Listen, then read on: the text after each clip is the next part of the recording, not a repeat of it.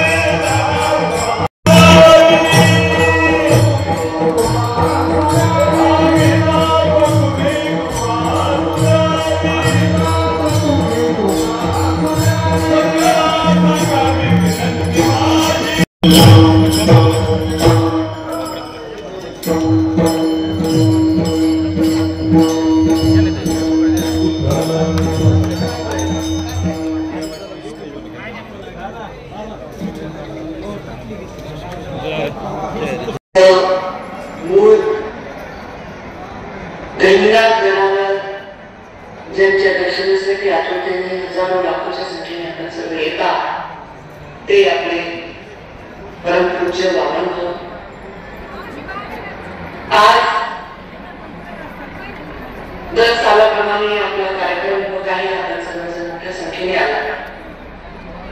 मी लिंगापूर मध्ये साहेब विठ्ठल महाराज जेव्हा मंत्री झाल्यावर शुभेच्छा द्यायला आले होते तेव्हाच म्हटलं होतं की मी हेलिकॉप्टरही बुक केलं होतं, कारण तिथे यायला दुसरा पर्याय नसतो. समाज मोठ्या संख्येने रस्त्यावर असल्यामुळे मला वागणं थोडं कठीण होतं.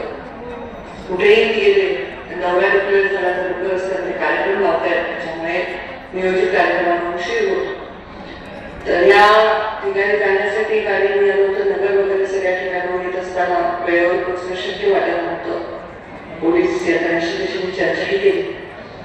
हेलिकॉप्टरने बुक केलं होतं, पण पायलटच्या काही प्रॉब्लेममुळे ते हेलिकॉप्टर येऊ शकलं नाही. आणि मी आता सकाळी 11:30 झाली काही हेलिकॉप्टर मिळणं मला कठीण आहे.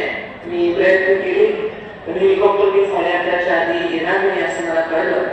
त्यामुळे अत्यंत मन जड झालं. मला येणं शक्य नाही असं वाटल्यावर मी आपल्या सगळ्यांना व्हॉइस क्लिप पाठवत आहे. सर्वप्रथम मी खंडनाथ महाराजांच्या चरणी नतमस्तक होते.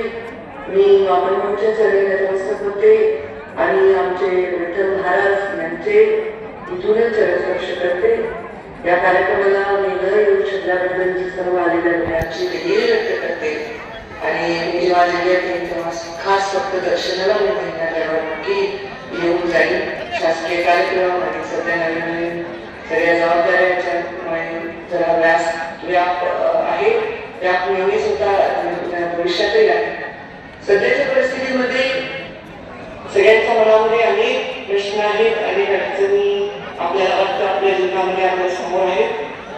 त्यामुळे आपल्याला जर कधी वाटतं की आता आपल्या आयुष्यामध्ये पुढे काय, तुमच्या काय, माझ्या काय, सगळ्यांच्या काय, अशा वेळी कुठल्याही प्रकारची चिंता न करता स्वतःला प्रत्येक सर्व विचार करा. छत्रपती शिवरायांच्या महाराष्ट्रामध्ये भगवान बाबा अनुभवच्या या महाराष्ट्रामध्ये आपल्याला शिकवून